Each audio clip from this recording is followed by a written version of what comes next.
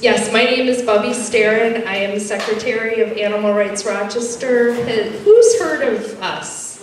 Everybody? Everybody? Almost everybody? That's good. So Animal Rights Rochester is a grassroots organization. It's been around since 1989, so it'll be 30 years next year that we have been advocating daily for the rights of animals. And excuse me using my notes, I'm just coming out of a fog.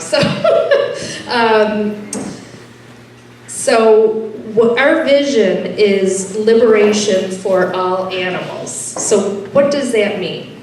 Does anybody have an idea about what they think liberation for animals means? Freedom.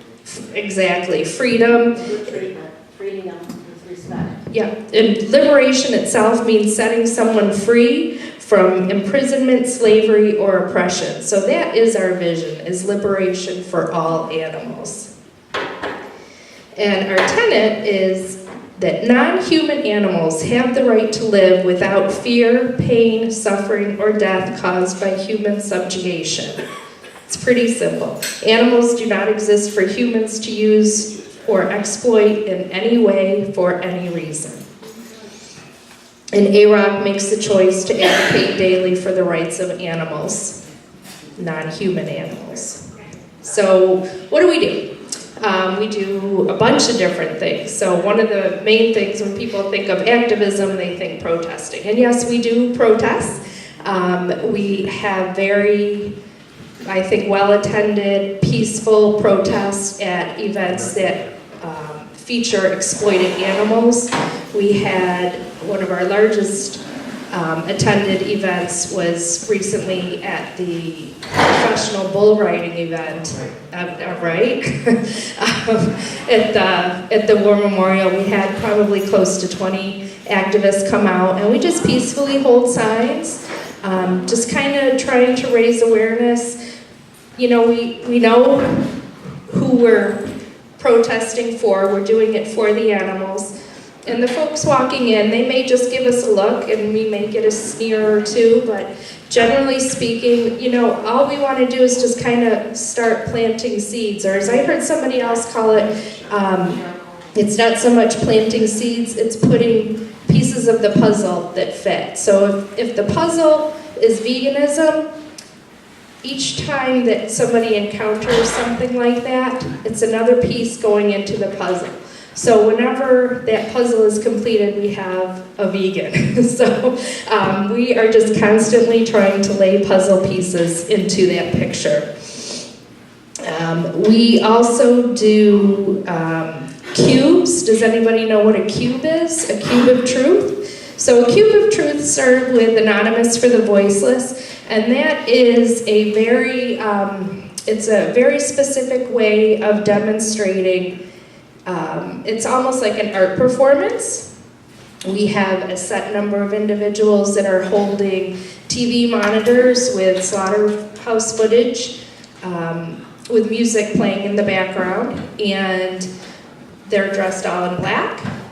It's intended to kind of pique curiosity, so bystanders as they're walking by are going to walk towards something like this and take a look.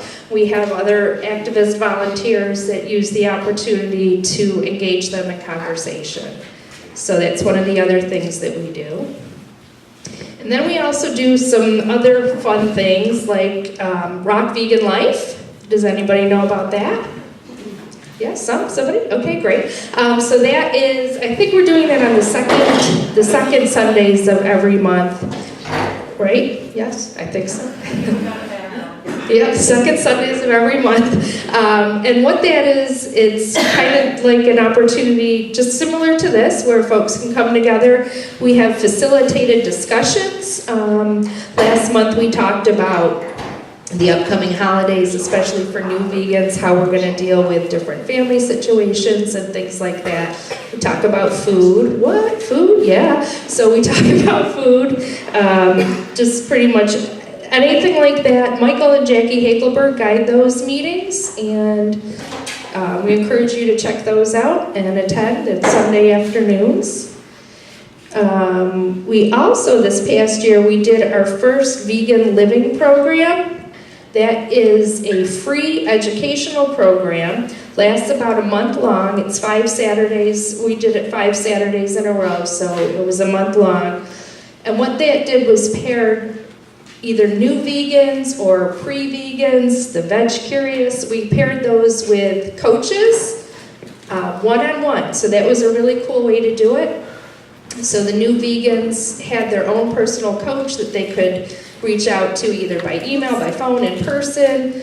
We had some great talks through that throughout the session, and the highlight of that was a visit to Skyland Sanctuary in New Jersey, where these new vegans got to meet some wonderful cows and pigs and chickens and turkeys and ducks and goats and everyone that lives on the farm. So that was it was a life-changing experience for a lot of people. I think at our commencement, we had everybody come up and just say a few words, and seriously, more than one person said that it was just entirely life-changing, and it kind of solidified their commitment to veganism, which just goes back to our tenet that it really is all about the animals. We do a lot, right? So we also do coaching and shopping trips. So if you are a new vegan, or if you know of a new vegan that feels kind of lost when they hit the grocery store, I invite you to come to the AROC website and sign up for a shopping coach. Your coach will meet you in the Wegmans or the Aldi's or wherever store you typically shop at and take you aisle by aisle to help you plan that out. If you are an experienced vegan and an experienced shopper, you're certainly welcome to become a shopping coach too, and you would sign up at the same spot. Oh my gosh, and one of our biggest things, of course, was the Rochester Veg Fest that we did. We did that hand in hand with RAVS, so that was it was our second year. It was a fantastic experience. Again, it was very well attended. Our vendors, the first year we had about 40 vendors. This year we had over 60. Wow. I know. We had 3 incredible speakers, lots of food, kids activities, probably about 1,200 people. And that's a very conservative estimate. I think it was much higher than that. We had a lot of people show up, and the feedback that we've gotten was really great. So we're already looking forward to Veg Fest 2019.